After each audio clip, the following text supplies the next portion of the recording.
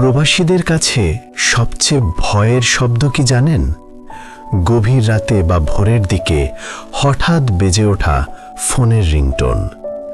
সারাদিন আমরা কাজের ফাঁকে বাড়ির ফোনের জন্য অপেক্ষা করি, কিন্তু রাত ৩টায় যখন দেশ থেকে ফোন আসে তখন আমাদের কলিজাটা শুকিয়ে যায়।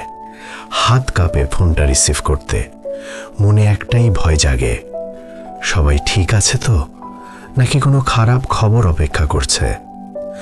অধিকাংশ প্রবাসীর জীবনে এই ফোন কলটা একবার না একবার আসে, যে কলটা রিসিভ করার পর পায়ের নিচ থেকে মাটি সরে যায়। ওপাশ থেকে কান্নার আওয়াজ আসে, বাবা নেই কিংবা মা আমাদের ছেড়ে চলে গেছে। খবরটা শোনার পর মনে হয় চিৎকার করে বুকটা ছিঁড়ে ফেলি। ইচ্ছে করে এখনই ছুটে গিয়ে মায়ের মুখটা একবার দেখি। কিন্তু আমরা যে বড় অসহায়, আমরা যে প্রবাসী। কারো পাসপোর্টে সমস্যা, কারো ছুটির আবেদন মালিক মঞ্জুর করেনি, আবার কারো পকেটে তাৎক্ষণিক বিমান ভাড়ার টাকা নেই। আপনি যখন রুমে বসে ছটফট করছেন, তখন দেশে হয়তো আপনার প্রিয় মানুষটাকে গোসল করানো হচ্ছে, কাফন পরানো হচ্ছে। সবচেয়ে মর্মান্তিক দৃশ্য কোনটা জানেন? যখন 1000 মাইল দূর থেকে ভিডিও কলে ঝাপসা স্ক্রিনে বাবার লাশটা দেখানো হয়। আপনি স্ক্রিনটা ছুঁয়ে কান্না করছেন, কিন্তু ওপাশের মানুষটা আপনার স্পর্শ পাচ্ছে না। আপনি শেষ সময়ে এক ফোঁটা পানিও মুখে দিতে পারেননি। তখন নিজের ওপর খুব ঘৃণা হয়। মনে হয়, কেন এলাম এই অভিশপ্ত প্রবাসে? কার জন্য এই টাকা? যার জন্য এত বছর প্রবাস খাটলাম, সেই মানুষটাই যদি না থাকে, তাহলে এই ইউরোর বান্ডেল দিয়ে আমি কি করব? মনে পড়ে শেষ বিদায়ের কথা।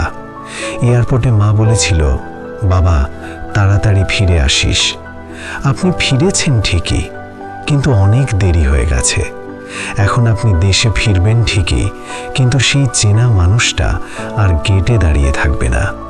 সেই ফোন নম্বরটা আর কখনো বাঁচবে না। বন্ধুরা, জানি এই কষ্ট ভোলার নয়। এই আক্ষেপ মৃত্যুর আগ পর্যন্ত আপনাকে তাড়া করবে, কিন্তু নিজেকে অপরাধী ভাববেন না। একটু ঠান্ডা মাথায় ভাবুন, আপনি কেন দূরে ছিলেন? তাদের ভালো রাখার জন্যই তো। আপনি আপনার সুখ বিসর্জন দিয়ে তাদের মুখে হাসি ফোটাতে চেয়েছিলেন। আপনার বাবা বা মা জানেন আপনি তাদের কতটা ভালোবাসেন।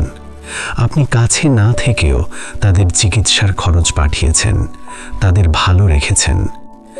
আল্লাহর উপর ভরসা রাখুন। মৃত্যু অবধারিত। আপনি দেশে থাকলেও মৃত্যু আটকানো যেত না।